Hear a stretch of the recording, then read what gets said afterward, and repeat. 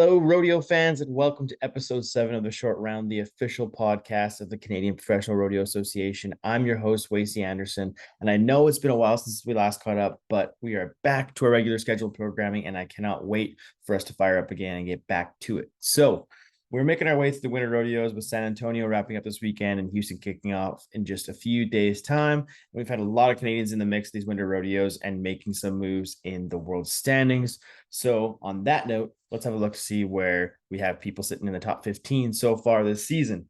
So, in the saddle bronc riding, we got Zeke Thurston coming in at number 10, Colby Wanchuk at number 11, Ben Anderson at number 13, and Logan Hay at number 14, with a ton of other Canadians kind of in that 17 to 25 range. I expect us to see some more Canadians jump into that saddle bronc riding top 15 as we move through the season. We have a solid crop of Canadians heading down the road this year. In the steer wrestling, we got Stephen Culling making a case for a second NFR. He's making some big moves, making some big runs here, the Texas swing of the PRCA schedule, and we will see him compete in the San Antonio final later on this weekend. In the breakaway roping, we got Shelby Bosley Medjed, the reigning world champions, coming in at number 9 in the breakaway world standings. And watch out for her to have another huge season and contend for a second consecutive world title. So if you want to keep up with how our Canadian crew is doing south of the border, head on over to the PRCA website. They have all the standings, results, news, anything you need to know there. And also stay tuned to the Rodeo Canada social media pages. We're always posting constant updates on how everybody's making out and posted videos of highlights of good rides and runs from these winter rodeos as we get closer and closer to the start of the Canadian Pro Rodeo season. Yeah, we're almost there. So we almost made it through the winter, and it's going to be an exciting season up here in Canada, and I cannot wait for it to get started. So without further ado, that's going to take us to this week's interview. This week, I sit down with cinematographer and video director Meng Lee of Make Line Productions. Meng has had a huge impact on the rodeo community through the videos he's shared and his creative style over the past few years. You may have seen him working at the CFR. He's done some work with the Cowboy Channel. He's done at the NFR. He has a really kind of changed the game in what we know of rodeo coverage and highlights. You've probably come across his page and seen some of his videos of the greats like Zeke Thurston and Logan Hay and Dawson Hay. And I'm a huge fan of his, and it was a pleasure to work alongside him at the CFR. And I'm stoked that he took some time to sit down with me this week. So enjoy the interview, and we will catch you on the other side. Thanks.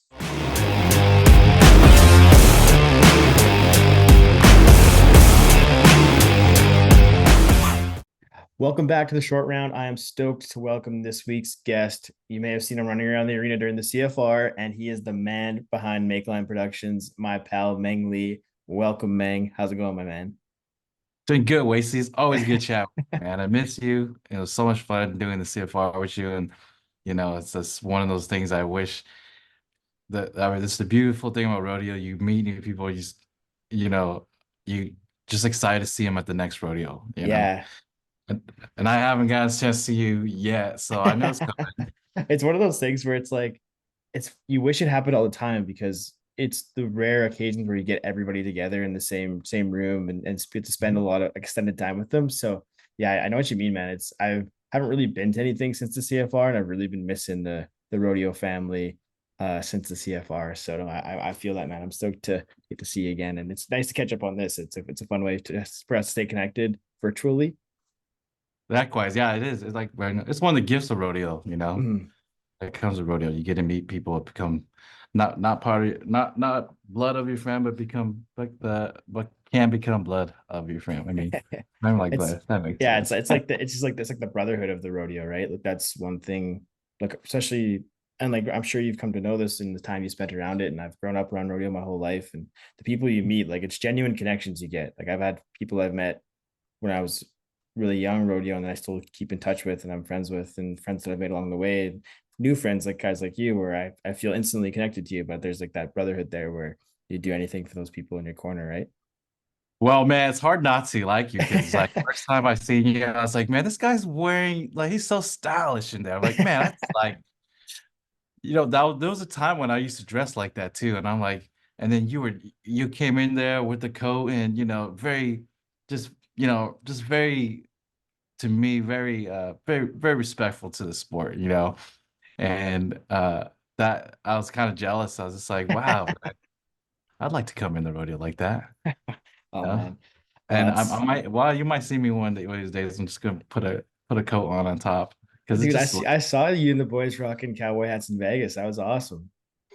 yeah, that they they wouldn't they wouldn't let us in there without it. Let's say that. And like I have this thing with the cowboy hat right now. I don't want to wear one because I don't feel like I've earned it yet. Hmm. Like, like you guys all have gone through all your rodeo counts, and I'm like, man, I've really only gone to like a couple, and I really don't feel like I'm at the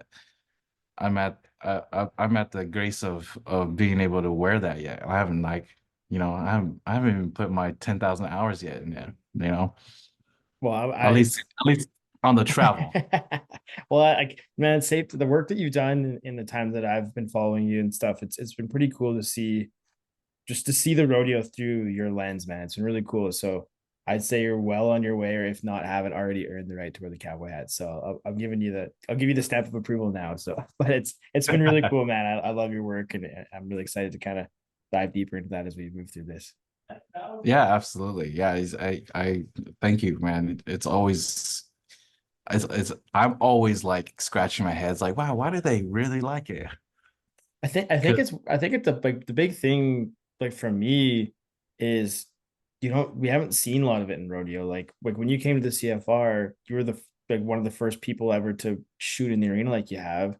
And then the way you share your content, and it's really consumable, and it kind of shows people a ride or a run like frame by frame, but it's in a video form and it looks really nice. That it hasn't happened in rodeo like ever. I think we're coming into a new what we say era or generation of rodeo in that way, where we can really showcase and you can tell a really cool story in a 40-second clip.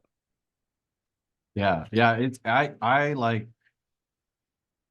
it all started for me just trying to help out the sport, right? Like Mm. I never had imagined it was gonna, you know, where I can go to a rodeo and people will come up to me and say, "Hey, are you Make Line Productions?" And it's unfathomable for me. It was just like I just hanging out with the Zero Gravity Cowboys, those guys who like they taught me rodeo. They Mm-hmm. taught me they taught me the sport. They taught me the values. They taught me you know, the beauty of the sport.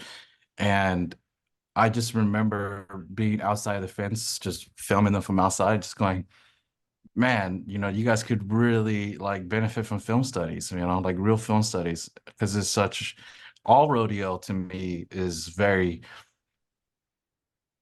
what articulate and to where like the general public, besides the timed events, it takes some time to really see the beauty of the sport. Mm-hmm. Mm-hmm. And that just came out. I mean, that gave me my style of slowing things down and like Mm-hmm. really slowing things down so that you can see what I coined to call cowboy vision, to see the excellence in the seconds, that that happens just so quick that you can't savor, you Well, know.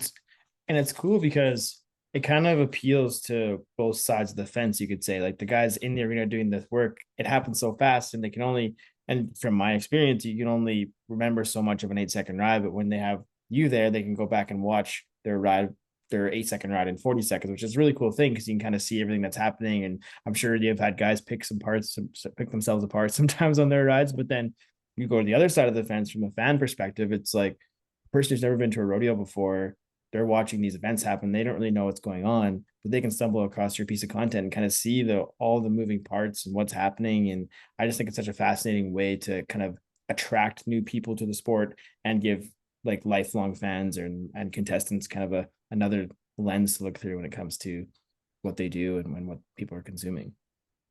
Right. I just feel like very grateful, first of all, to, I mean, especially to my really, really good friend, mentor, George Reeder, because he was a person who showed me the true meaning of progression, right? And just allowing creativity to flourish. And like who would allow a person to come inside the arena like that, And it It's was unheard just, of. yeah, it's unheard of. And I mean, I remember all the guys looking at me like, "You're fucking crazy, man. Are you sure you're gonna die, dude?" Everyone just had that look. If you're fucking crazy enough, go in there, man.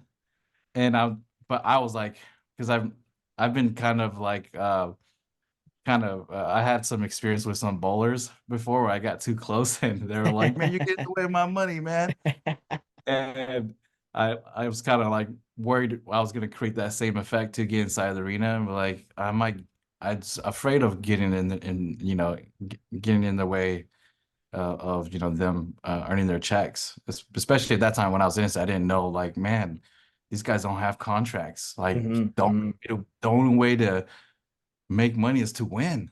Like, to win, you can go home empty-handed. And I'm Yeah. like, wow, I'd hate to be the reason why you Hmm. didn't.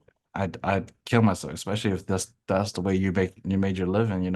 And um but it because of George, I like got to go inside, and rodeo allowed me to develop my style in filmmaking, and it taught me filmmaking. It Hmm. really Hmm. did. I wish I could.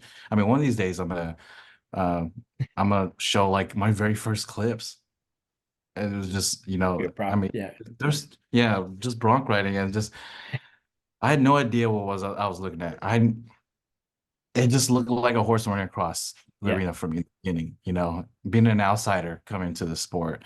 Uh, but like there was just something so genuine about the community and the people, and the love of the animals, and just see cowboys just talk about one horse like religion, and they would break Yeah. down the horse. I'm like, dang, man, you guys, like, these animals are I mean, these athletes, that's the first time I Hmm. ever experienced animals as athletes. So I'm like, Hmm. I'm sitting there going, wow, like, wow, that's so fascinating, Uh, just how come no one's like telling these stories about it? Hmm. Hmm. And then I learned the other side of rodeo too. It's this exclusive club. It's That's the thing, exclusive club. man. That's something that I've like battled or talked about lots and just like kind of been conflicted about throughout my involvement with rodeo. Like for me, I grew up in it. And my dad rodeoed, and I grew up in a ranching family, so it was an easy in for me. But for someone like you who doesn't come from like a rodeo background, it can be that have that exclusive club, and if you're not a member, it's hard to get that membership or hard to kind of feel accepted or involved. And I think we need to find a way to kind of lower that barrier with rodeo because it's the only way we're truly going to grow and expand. But I think what you're doing and what a lot of people are doing right now is kind of a right step in that direction. I think it's inevitable that it's going to do that because the values there are so pure, Hmm. so pure to not only American history, Canada history. I mean, this planet's history, right? Hmm. I Hmm. mean, my greatest shock was I remember when we put out a video, and it was one of the practices. First time I seen the million views, I was like, "What the heck?" And I looked at the analytics, and I was like, "What the heck?" It's from everywhere, Yep. all Yep. over the world, Hmm. and the majority was like from Brazil. Hmm. And they were like Indonesia, it was from Asia, it's from Africa. And I'm sitting here going, oh my goodness, there is a world that I am not aware of Hmm. that is right in front of us. Well, basically anybody who takes care of it, who has the ranch life all over the world, Yeah. there's something there that if you're not if you weren't raised in it, you would not understand it. The closest way I can explain it, in the Asian culture, we have what we call the sunrise philosophy, where you you work before the sun rises, and then you work until the sun sets. And you know the ranch life is that. You know there is no 9 to 5. It's the next day.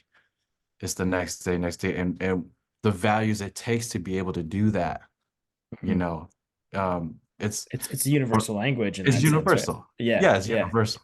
yeah. It's And I universal. think the people being cowboy is cool again too. Like like the Yellowstones and kind of the resurgence of country music in the past couple of years. Like Oh yeah. it's been really cool to see. Like you watch the Grammys last week. Beyonce was wearing a cowboy hat. Like that kind of stuff was Mhm. really cool. Lana Del Rey announced a country album. Like Post Malone singing country songs. Like it is cool to be a cowboy and cool to be country. And I think it's such a huge opportunity for the rodeo and even like what you guys did in San Diego, like a rodeo in that ballpark is historic, right? So I think, like I said, we have such a unique opportunity right now to really showcase the sport and grow it and get it to the masses.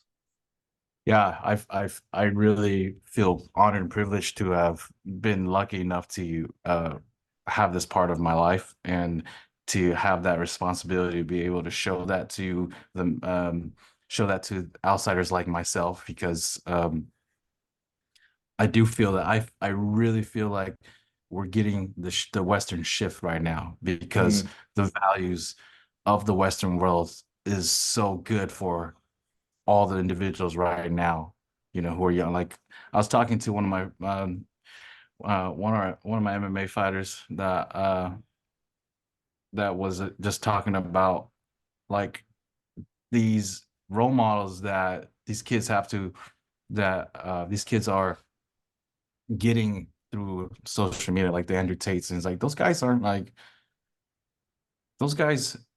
What they're saying, if they're influencing the youth right now by the masses, that's a huge problem because no one's thinking for themselves. They're letting other people think for them, Yep. right? Where's the integrity? Where's your integrity for yourself, right? And uh, I feel like the real and genuine um, hard work ethics and values are slowly making their way back, and the Western community, the Western culture in America to me is the root of that, Mm-hmm. right? How Mm-hmm. America started, So how I think a lot of people like want to know like kind of your story and how you got involved with rodeo. I know we kind of touched on it earlier, but like is that kind of the same what drew you to like taking a crack at rodeo, or was it the involvement with the Veters, or how did you get that first step into the arena with the Veters, or they just like where'd you see it first? Like, how did you get involved? I'm always so curious when people come from the outside that how they get involved. It's cool. I love it. It was by chance, man. It was the story was I used to work for a nonprofit, and George had donated some money, and he had a chance. In that donation package came the opportunity to get a video. Uh, so I got to meet George, and at that time I was really in the stage of my life of wanting to become an entrepreneur and wanting to build, grow more than who I was. My personal development stage was very, very, very strong. Well, and just And sorry, just trying to interrupt you just before you go. You always haven't like video and cinematography always hasn't been your thing, right? Like you and I kind of talked about the CFR, or was oh that yeah, video, video. I mean, music has always been my thing. right? It started Yes. with music. Yeah, yeah. It started with music. When I was 16, I was remixing music and DJing, and then I got into music production. And video has always spoke to me, but it was not as accessible as it is today. And then it finally became accessible, and um, I've been at it for probably 9 years, and I still feel like it's day one. Is Mhm. like I feel like I don't know anything about it, but yeah. And then So video came. you had your chance with the Veters Mhm. after a little sidebar there, and then so what happened after that?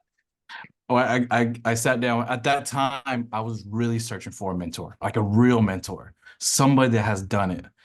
And George Vito was that guy. And I never thought it'd be a cowboy, right? Wow. That would show me the way, right? That would just point me the way to become the best version of myself. And out of that, he showed me the cowboy culture. Mm. And uh, I'm Hmong, and our Hmong culture is very similar to the cowboy culture. I think when you guys see somebody with a real buckle, a real cowboy hat, or I think you just see their hands, and you recognize, you recognize another cowboy, and you guys get the sense of family already, or a sense of trust. Hmm. It's like that with our Hmong community. When we see another Hmong person, we just know that we can trust you. We genuinely have this instant connection.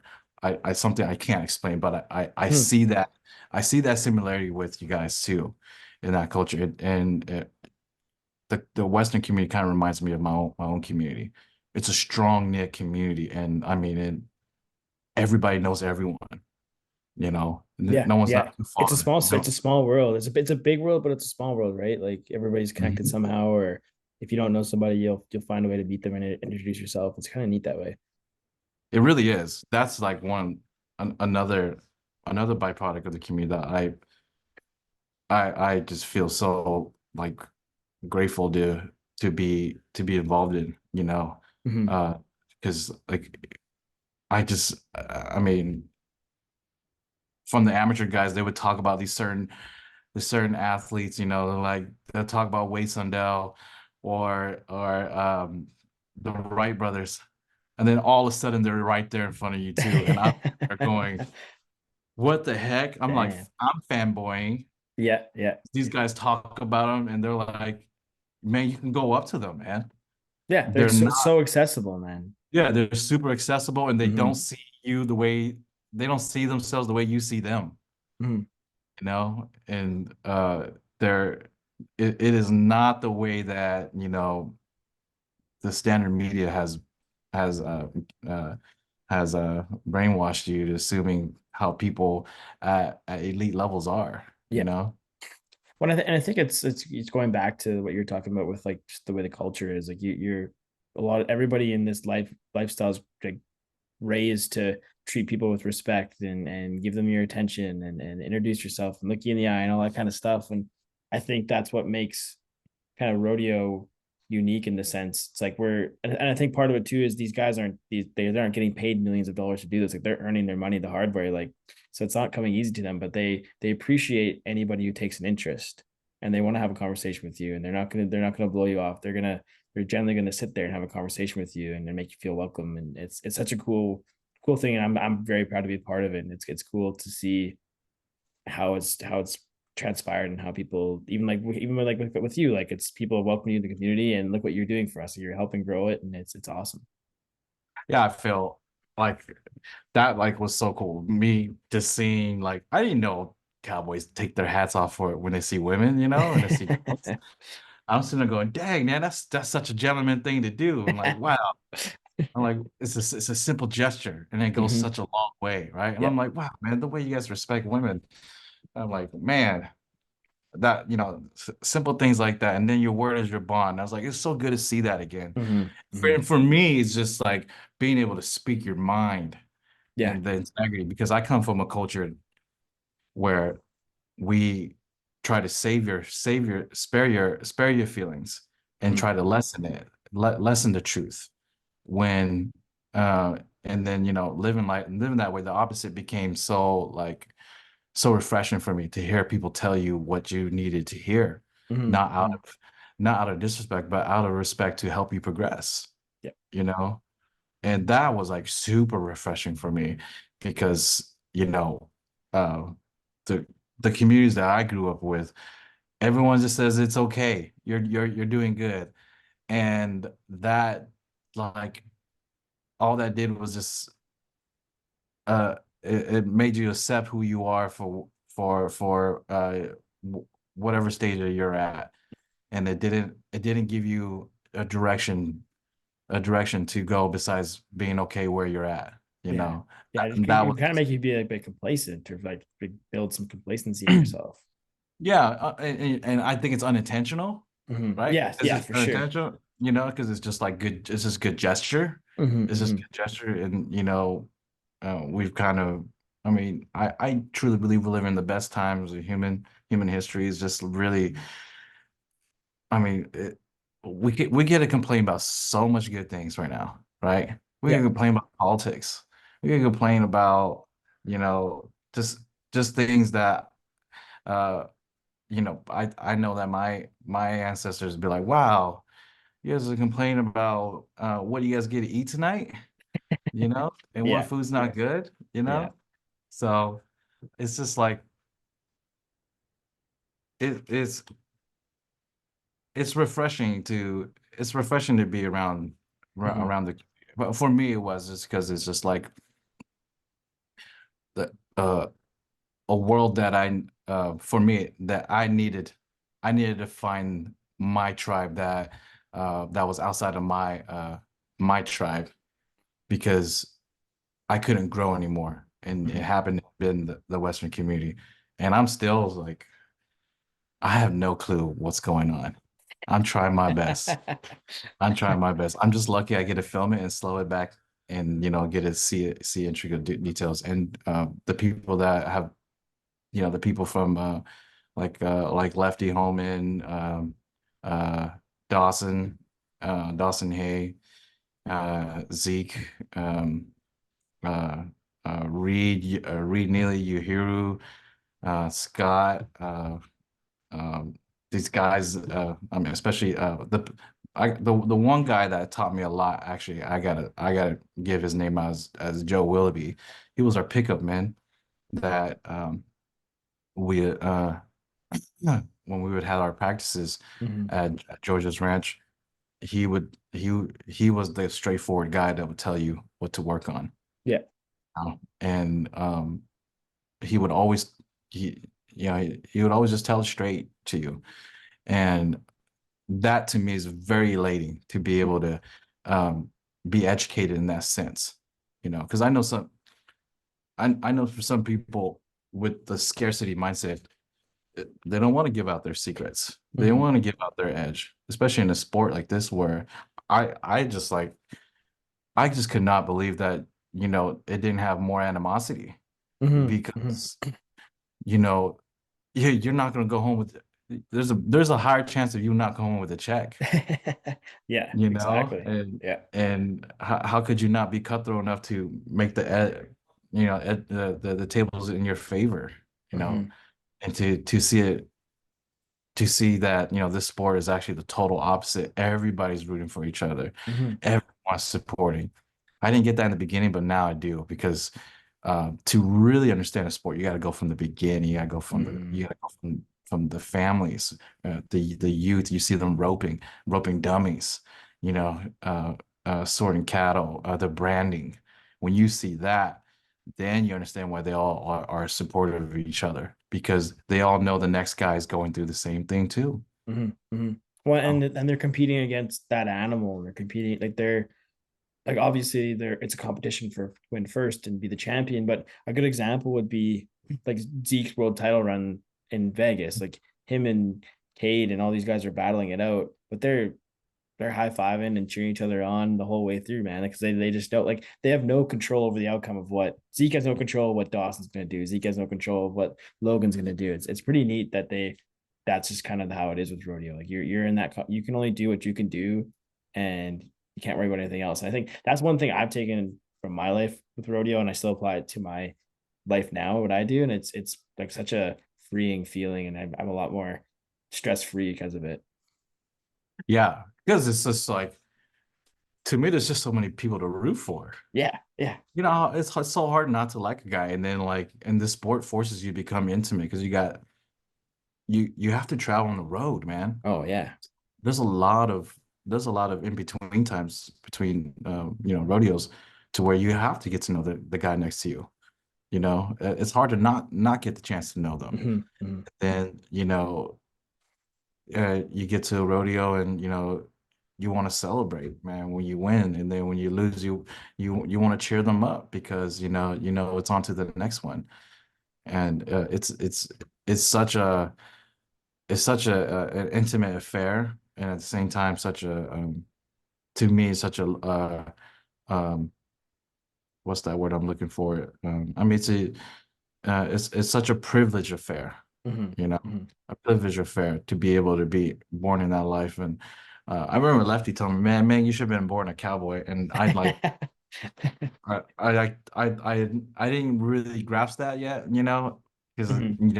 I took it from the ego perspective, like, it's fun being a cowboy. Hmm. But then, like, and from the deeper roots, I'm like, yeah, man, I would have, uh, I would have loved to have been raised with that value and see that Mhm. value come on early. Because I mean, I was a piece of shit growing up, man, and those values probably would have corrected me better than my Asian Mhm. values.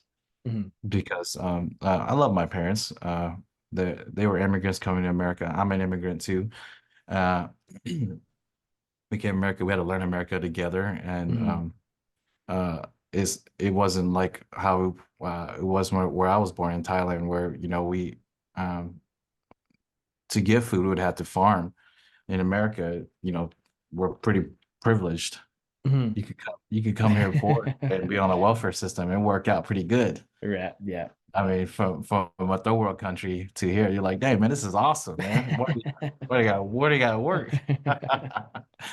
But uh, uh, yeah, I when Lefty told me, he should have been a cowboy. I saw that as just like, yeah, how cool would it have been to have had those values growing up, Mhm. Mhm. having that compounded and then see who you were, who I could have been at this age. But um, Better I'm late than excited. never, I guess. So, right? Oh It's yeah, yeah. And I'm like, for me, I think it's so cool to have someone like you, like who you're so passionate about what you do, and you're really accepting those values, but you're still bringing like kind of an outside lens, which I think rodeo needs more of it. It's easy for us, like for all those who've been involved and those who've worked in for so years to get like go back to being complacent. Like we don't want things to change. We want it to stay the way they are. Like they're fine the way they are. But I think for things really to progress and get better, we need more people like you in the mix, or more people with a growth mindset kind of in the fold to really kind of take it to that next level. And we kind of talked about it earlier, but just kind of forcing home that fact that it's such a huge thing to have, like I said, someone like you kind of involved with what's going on. I'm excited, like, because rodeo has progressed a lot from when I first came in, which I Yeah. think was like 2018. Mm-hmm, mm-hmm. And I remember like the footage that was out there. I was There's like, nothing, dude. yeah, there Hardly was nothing. anything. There's nothing. Yeah. And I was like, wow, was this shot in the 90s? Like, no, this was shot on Thursday. I'm like, what? This is the other day? Yeah, yeah. No, And it's but crazy, yeah, man. Like it's even like in the past like 2 years, how much like more access that we have to video and high quality video, and we're like we're gonna have such a great archive of the past 4 or 5 years of rodeo, or even the past 3 years of rodeo as we move forward. And it's going to continue to build, but it's gonna be so cool to look back on those, like the Zeke's like 91 at on Explosive Skies, or that video you took of who is it, Jacob Lee's on Virgil yeah, in Jacob San Lee's on Diego. Virgil. Yeah, Yeah. like that, like being able to go back and watch that in 5, 10 years time is gonna be so cool. So I think it's such a neat thing that we have this, because it wasn't a thing like before COVID at all. I know. I remember when I came in and doing research, I'm like, wow, there's just very little on it. Yeah. Very, very little. And besides the Cowboy Channel, YouTube had very, very little. And whatever Mm-hmm. footage they had, it was very, low quality. So it was Mm-hmm. like it was very few. And so it was very difficult to learn the sport. But I was blessed to, have gotten to learn the sport organically with, Mm-hmm. with my rodeo families, the Neelys, the Lawrence family, the Jones family, and I mean George Veeder, and it, they all really like they all educated me uh, with an open heart towards it. And it took me like 4 years to just starting to understand it. Well, I mean, I what's didn't. been the hardest part for you? Like, what's that learning curve been like? I know, like you say, it's been tough to like. What are some of the things that you found are like the most difficult to kind of like wrap your head around? Or and even saying that, like, what's been hardest as you like learning shooting in the arena? Like, obviously, you've had to learn where to be and where to stand and where not to be, and kind of keep your wits about you too, because it's easy to get lost in the sauce and get yourself into a bind. I've been there before too, but I'm curious about that. I just the hardest thing in the beginning, the hardest thing was just trying to understand what was going on Mm-hmm. with the rough stock events, because from an outsider, you coming in looking at the rough stock events, you kind of think it's all like bull riding. You're just trying to stay on for that 8 seconds, Yeah. Yeah. and the I did not get to understand the value of the classic event in Saddle Bronc. It did not come right away. it probably took me 3 years to be honest. I'm probably still learning it. I didn't get the whole setting your feet until probably the third year, Right. or just even the mark out. You know, I remember like there were a bunch of rides where the guys would come out. I'm like, yeah, man, good job, man. They're like, I missed them out, man.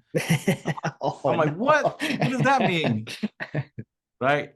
And I know all these guys were just like, this guy's an idiot. Because Who invited he's this like rooting, guy? yeah, just yelling and screaming and saying hi to high five to everything that he sees. And Oh I'm just man. like, man, I think it's just incredible that you're getting on that. You know what courage Yeah, it takes yeah, to get on a beast? You yeah. know, and an animal like I mean a bucking horse, man. You know, I just remember hearing the horses come in for the first time, feeling that energy. Hmm. I'm like, oh my gosh. And just like you can feel this sense of uncertainty of who's gonna win and Hmm. who you know and at that time I didn't know how to read horses too, but now I do. I can see, Hmm. like, you can start seeing personalities, and you can see like Virgil kind of just Just like stick his head he's over the the chute. yeah, he takes all the shoes, like he's like the badass. And like I remember that ride with Jacobs Lee. He's just before they rolled him to the last chute, he's like, nah, I don't feel like it today. I'm just gonna stretch my legs. And then they rolled him out. He goes, you guys want to see something? All right. And then they opened the gate, and He I shows just out, I that boy. yeah, just feel this. And then he's done. He's just trotting. Once he's done, he just trots back in, man. He's just like, So cool. wow. Hmm. But like the audience can't see that right away. And that's, to Yep. me, is the greatest heartbreak right now, is leaving the sport to assumptions from the Yep. outsiders. Yep. So I mean, I like, I don't know how much of the PETA community comments I get every single day, Wow. and it's too exhausted to explain it. And I just know that I just have to do a better job in showing the light of the sport. Hmm. Hmm. It's And it's it's it's and giving the access, right? Like that's kind of for people who do what you and I do and work in this side of the business. Like we need to give the access to the people who don't have the access to help explain those sides of the thing, or else you're going to keep getting those comments having to explain yourself. But I think we can get to a point where we're giving the right access. We're showcasing how well these animals are cared for and how much they enjoy what they do. Like Virgil's a perfect example of it. Like you said, he comes, Mhm. he's super relaxed, and then he trots out of the arena once the job is done, and it's so cool to see. But I think it falls on us to give that access to the people. Yeah, I mean, it's not an easy thing, man. No, no, it's not at all. It's easy said and done. It's like the sport is very, to me, I feel like the line is starting to blur a little bit, because Mm-hmm. I do believe that the sport will progress into the public's eyes acceptance, because what happened at San Diego was like a clear example of that. Yeah, yeah. People, I mean, I thought that was better than NFR. Wow. It was like, the energy there was just massive. Cool. And despite all the people that want to stop rodeo, um, the people are that are open or give it a chance, like me, and even my own family, who don't come from a rodeo background, Mm-hmm. Mm-hmm. they're just super excited now to see see the athletes. Like, I mean, Lefty and Dawson, they come over my house, and they're just super excited to root for them, and just see the sport the way that it deserves to be seen, which is, it to me, it's the cowboy rhythm. Uh, the heartbeat that goes through all those guys, of just wanting to live out the best life that they can, and those animals are going to give them the chance to live the best life. Bring the best out of them. Mm-hmm. You know, Mm-hmm. One and at the and same if time, and if they're not, the animals aren't living their best life, they're not going to get that. So there's like kind of a right? there's like a what's I'm thinking of the word, but it's just like you kind of have that um Sorry, I can't think of it. Anyways, you're there. They really care deeply about those because without them, they can't do what they do, and so they take that ownership to really like just Oh make yeah, sure that those animals are like at the top of their game, so they can be at the top of their game and perform. absolutely, absolutely. Because they're Stewardship. just so That's what I was. excited. That's the word I was looking for. Stewardship. Yes, and that's I mean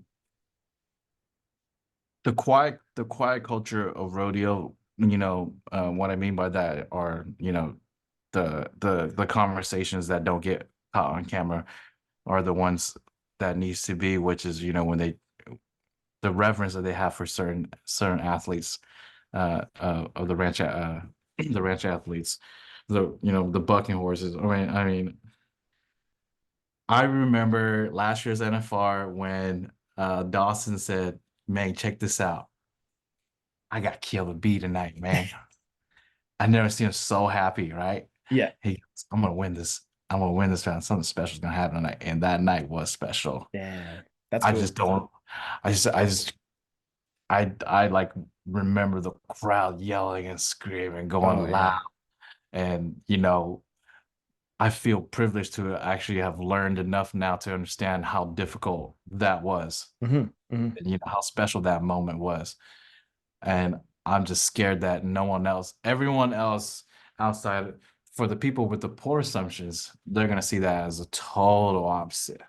Hmm. And instead of seeing how cool was that, how cool was Killer Bee, and how cool was Dawson Hay? Both of them brought the best out of each other Yeah. that night. And when those two come together, you know, it inspires greatness, it inspires excellence, and it inspires the cowboy spirit, which is, you can overcome anything as Hmm. long as you try. No, it's amazing, man. And I talked to Zeke a few weeks ago on this, and we talked about his ride on Explosive Skies, and just like those moments are so huge, man. Like he has to ride this horse. He's the best horse in the world, and he's the best in the world at what he does. But just that all that amount of pressure, like that his world championship rides or dies on that ride, right? So it's just like Mhm. seeing that happen. It's just such a for like you said for the outside eye, you hope to one day they can understand the how The meaningful beauty, those moments are and the yeah. beauty, yeah, how beautiful they are, and it's crazy, dude. Yeah, these guys work their whole lives, man. Yeah, yeah. Like they train their whole lives to do Hmm. that. And like, Hmm. is it, I mean, It's the amazing. That's what Zeke said, man. He said every decision, everything that he's done to the up to this point of his life has been revolving around that one goal, and was to be a world champion. And he's done it 4 times now, which is it's insane. It's awesome. it is insane, man. The sport, I mean, all the sports, man, all the sports just have this. I just have a soft spot for the sacrifices that they Hmm. have to make, right? I mean, for like, all of the sports kind of have their own rite to passage to get in there. I mean, their learning curve. Hmm. I mean, when we started the schools at Vita Ranch, I was like, wow, I've been spoiled. These, I've gotten to see really good bronc riders, and then the fresh guys when they come in, everyone's flying around like Woody, man. And it's dude, I had a similar experience with Jen. So like last year was when we started dating, and she'd only like been to rodeos like only her hometown rodeo, which is one of the better rodeos in the country, which never really paid attention. It's like there for a party. But then we started dating, and she got the first one she went to me with was the Calgary Stampede. So I got to see the best there. Then we did the Oof, I Canadian love Finals Calgary. Rodeo. Got to do all the rounds there. Then we did round 10 of the NFR, the PBR Canadian Finals, like the biggest rodeos in the country. And then we go to an amateur rodeo early in the year, fall like earlier last year, and she saw watched the saddle bronc ride, and the guys aren't really spurring. It's kind of it's not as good as what we've been watching. She's like, why are the guys moving their legs? I'm like, honey, you've been exposed to the best in the world. It's not how it is everywhere else. It's funny you bring that up, but it's crazy to see after you've been exposed to all the greats and they're all those like guys who have been to that school of hard knocks and made their way up the ladder to Hmm. going back and kind of seeing where it all begins. Yeah, that is very apparent, and like it's to me, it's been a joy to see that. Yeah. I've gotten the privilege to see like a lot of the amateurs go up into pro. Like, I Mhm. mean, I've seen I've seen Reed barely being able to move his feet, and then now he's like Reed Neely, he's get his feet out and he whack them. Oh you yeah. know, and The just progression is so cool to see, man. I love it. oh, it's super super cool. And then we have Joe Willoughby's son. I seen him start with nothing, nothing, and he's just the fight in their head. They're trying to get the mind right so that they can get to the point to where things slow down. Mhm. But like you gotta It takes it's time, it's like man. You yeah, it got takes to. time, and it's the sport's tough because it happens so fast, and you can get on till like another week or two, and like you have to start all over. So it's super humbling. Yeah.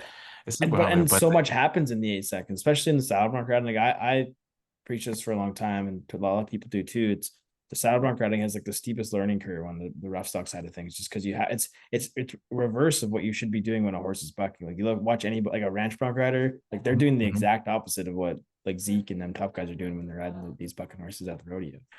Yeah, I mean, like I think it was Joe Willoughby that showed me how that lifting, and Mm-hmm. he just had my hands, and he goes, "All right, man, when I pull, I want you to just naturally do what you do when something yanks on your hand." And he pulled down my hand, I pull forward. He goes, "Yep, that's how you're gonna fly right forward. You have to do the opposite. You have to go in Yep. front, give your balance." Right. I'm just sitting there going, "Oh man." He goes, "Yeah, that's why they're all flying. Yeah, they're still That's why learning they're all that part of flying." it. It's cool, man. Yes.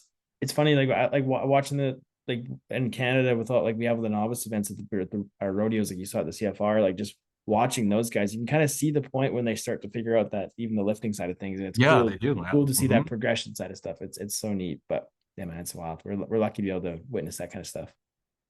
Yeah, I saw. To me, it's cool to see the guys that they say that can't do it. Yeah, Like, "Oh, you're too tall, man. You're too tall. You're too short." And then yeah, they start moving. They first their timing's off. They'll get hung up on a few jumps, and then all of a sudden their legs start moving. yeah. And like Yeah, as a filmmaker, I start hearing the music. I start yeah, hearing. I always hear Bach Cello Suite 1, and I'm like, "Oh, it's happening." yeah. Like the mat the magic's getting to him, like the the gift of bronc riding's coming to him now, Mhm. and those those are those are part of the aspects of rodeo that uh you know outsiders don't get, where Mhm. you work so hard, and you mind, body, and spirit, right? Because it's a lot of punishment, man. Yeah. Yeah. Well, it's Especially. the stuff that people don't see, man. It's the behind closed doors. That's what makes the best, right? Like no matter what sport it is, it's like Patrick Mahomes, the NFL, or Connor Mhm. McDavid in hockey. Like what those guys are doing outside of the spotlight, that's what's making those guys the best, and why how they got to that point, and how like you say they're receiving that gift of all the hard work put in. Yeah, it's so cool because Yeah. it's me being a dad now. Like, I really appreciate things, the compound gifts that you're giving yourself daily, right? Hmm. Hmm. And the relationships that you're building with yourself to progress and to become better. Uh, I before having the kids, it would just be like you just need to get better. Hmm. You just get better. But now you start seeing the relationship with learning. And Hmm. I'm an educator myself too. Uh, that's just always been a passion of mine, to seeing how how you receive the gift of God, right? How how how how come how come me standing outside the arena allowed me to become a filmmaker, while where if I give a camera to another guy and have them stand out there, they don't get the same thing. You know, the gift doesn't come to them that way. And just to or why do I have to slow things down? Where like I watch other filmmakers, they keep everything in real time, and I'm like, wow. I'm like, wow. Just it's just uh the sport of rodeo is just so unique in that aspect, that uh to me, it's just, I just feel the honor and privilege to be able to tell it from my lens, and just To me, it's still surreal. It's given me more than I've ever imagined from picking up a camera for sure. And I feel like you guys are just getting started, man. You guys are doing some really cool stuff. And one thing I wanted to ask you is like, what are some of those moments that you've captured that kind of really stand out to you? I know we've talked about Jacob on Mhm. Virgil and Zeke on Explosive Skies, but what are some of those moments of these past few years that you were like super duper proud of that you've been able to capture those and share those with people? You know, it's actually the stuff that's off camera. It's the love that they show for each other, the wrestling in the locker room, and it's the boys sharing drinks, joking around, just doing things that I know that I feel that I am very lucky to be in that space of, especially when it comes to uh uh the the top of the tops and you know it, it's like mesmerizing for me to sit in that locker room and watch Zeke, especially during the CFR. Like Zeke, I mean, I'm super excited to show everybody the documentary Hmm. that we did at the CFR. I'm still currently working on it. It's about like 80% done, and to show the exclusive access to what what went on that week for the Saddle Bronc Cowboy guys, and the Saddle Bronc event, and it's cool filming the stuff in the arena. That's like for my ego and Yeah. my like my 17-year-old self that just wanted to prove myself there. And like I was happy at the CFR to I mean if in the arena, I guess if for me the things that I think that's cool is I just want to show everybody I can film bulls Yeah. and being And there you with the you did it, guys. man. You crushed it. I mean, like I've always wanted to film bulls, and I was like, man, it's probably easier to film bulls in South Bronx because these bulls will just stand right there. The hardest part is when the job's done. Yeah, You yeah, gotta that's get when you out of gotta the way. watch them, those bastards. Yeah, I mean, there were a couple. I mean, one of them got me. One of them got me in my arm. Yeah, yeah. But she was nice. She didn't have any horns, so. But it was during the amateur run. Oh, the bull steer riding. Yeah, that's awesome. Yeah, yeah. But the stuff that I really enjoy filming is just the behind, Hmm. just on the road. Like, I mean, the one that comes to my head is when Reed Neely won. He won his circuit finals, and his dad ran up to his mom, came up to him crying, and just gave him a big hug. And I was like, "This is what it's about right here." Hmm. Hmm. You know, all that hard work and all the people that supported him. Like that's what it's about right there. And it's cool getting these rides too. Just Yeah. the I mean the Jacobs ride was pretty cool. Hmm. I've It's cool. like It's cool to tie those all together though. Like you said, those moments of like, okay, you get the ride, but like, what does that ride mean to that person, mhm. right? Like, I think that's a really cool like aspect to go about it.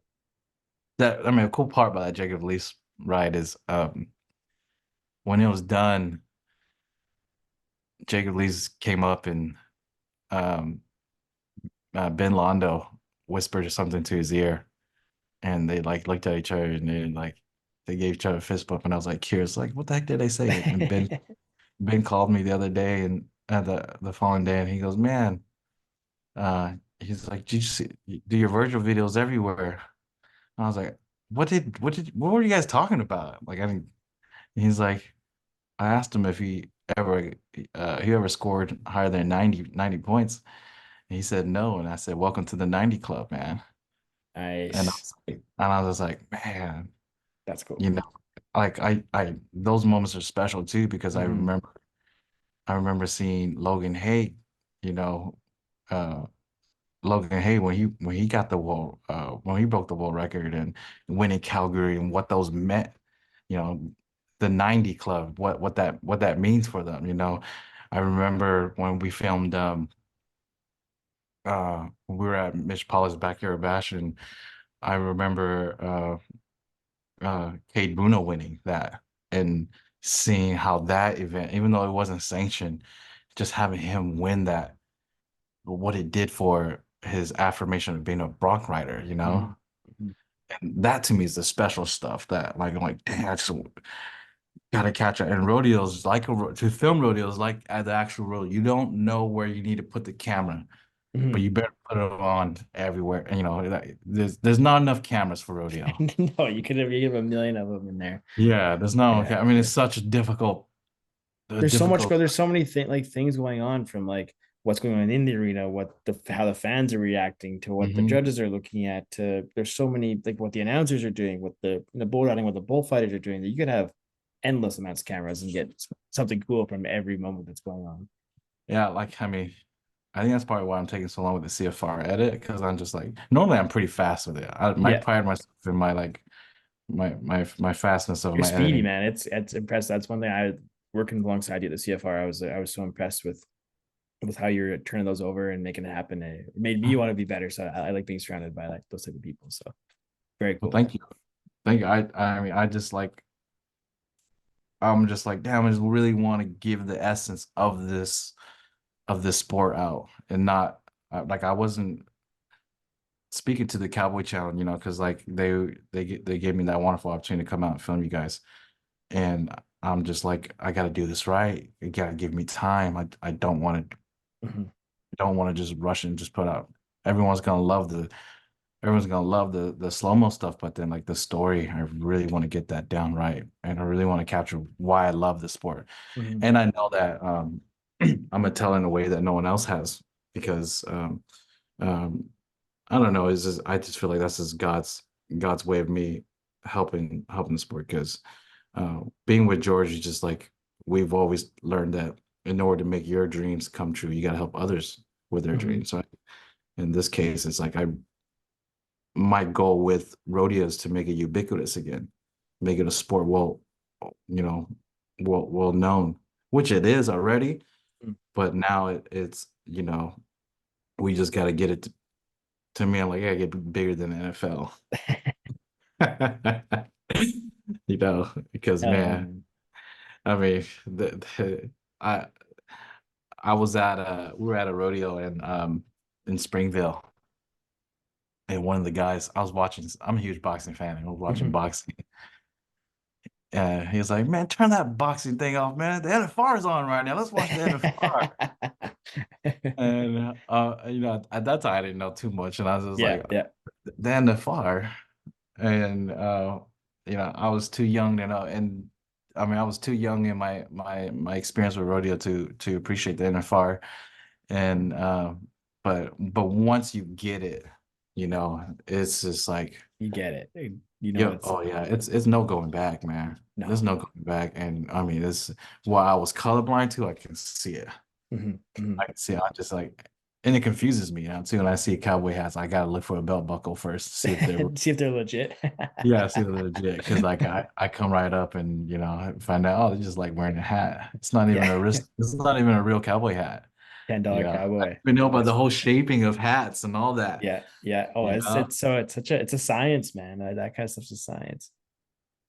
yeah, it's Well, it's so what was your experience like at the CFR? I was curious. We never really got to have a debrief, I guess, but like it was your first time up there and kind of your first time hanging around a lot of the Canadian side of things. You probably like your first Canadian rodeo. I just really want to hear kind of what you thought of the event overall. Did you have a good time? Or you're going to be I, coming back or what? hell yeah, I'm coming back, man. So this is a little backstory. At the NFR the year before, I think it's like 2021. Um, going to the NFR and I saw how like it really scarred me. I gave up on rodeo because of the red tape that was at the NFR, and I was there pro bono trying to give a gift to the sport. I wanted just to give 'em a really cool gritty documentary, and I didn't get a chance to do that, and it broke my heart, man. I'm just like, I'm like watching my really good friends Lefty and Dawson having a great NFR run, especially Lefty, and I'm like, I couldn't Yeah, film it. And yeah, it broke my heart, right? It just broke my I got my media pass, but then I that only meant so little. So yeah, yeah. It doesn't get you very far. yeah, then I went to the CFR and I was super cautious. I was like, it's probably the same way up there. And I got there and Keenan and Denny and you know all those guys were just open, like even you, like everyone was just really. open arms. Yeah, man, we're excited to have you here. Go ahead and go out there, and we'll keep you. Like Tanner really kept me safe in the arena. He kind of, pointed me, hey, you should go this way, go that way, and you know, even the stock contracts they were telling me, directions of the horse because, it was a whole different experience.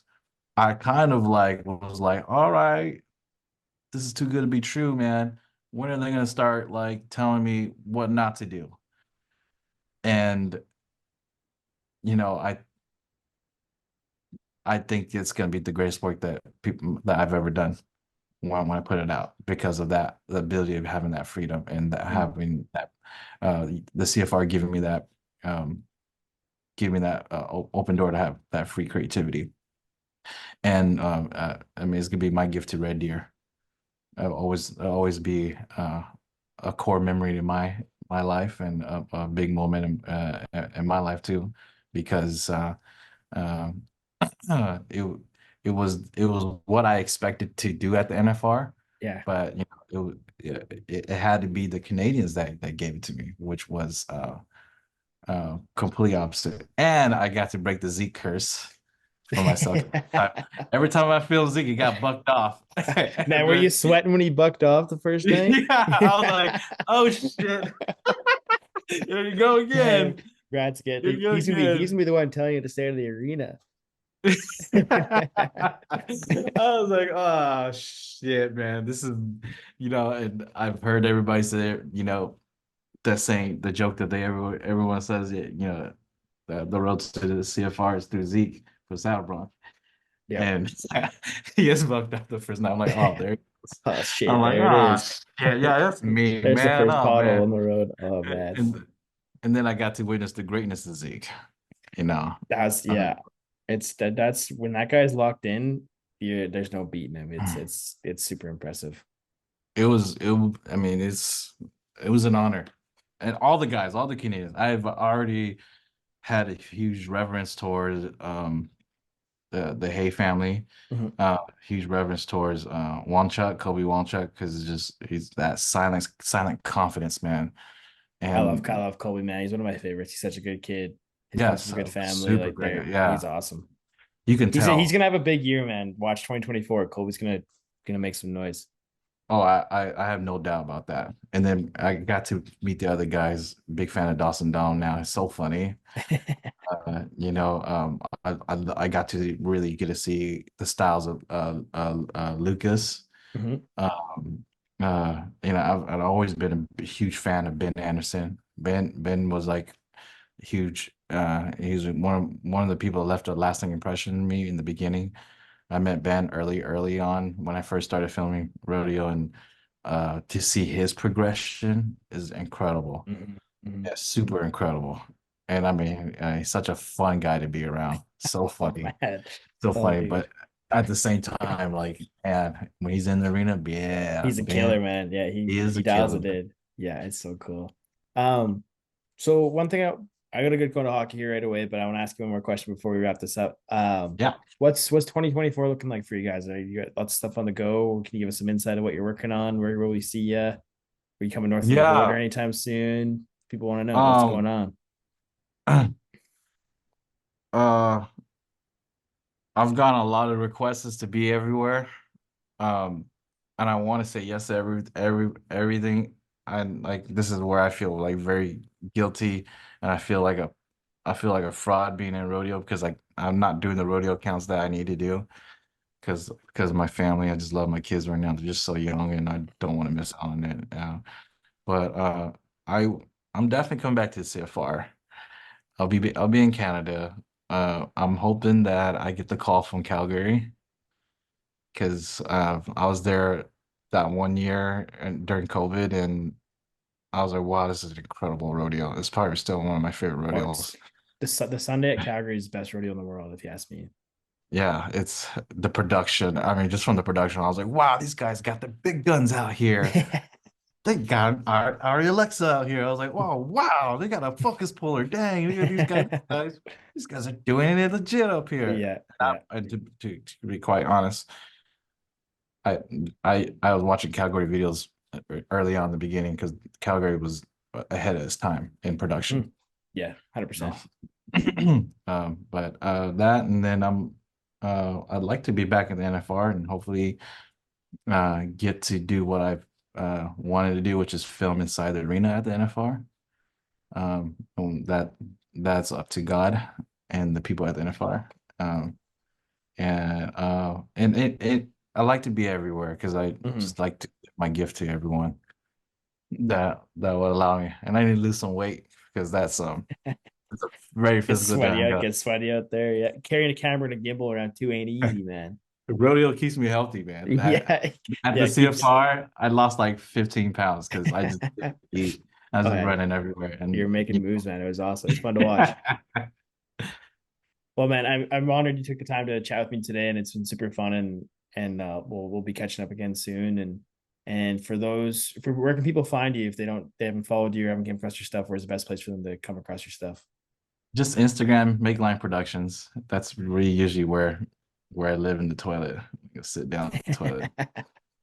That's Well, my well, deep Meng, my there. friend, thanks again for taking the time, dude. It's been great, and we'll catch up again soon, like I said. And this has been episode number 7 of the short round, and we'll be back right after this.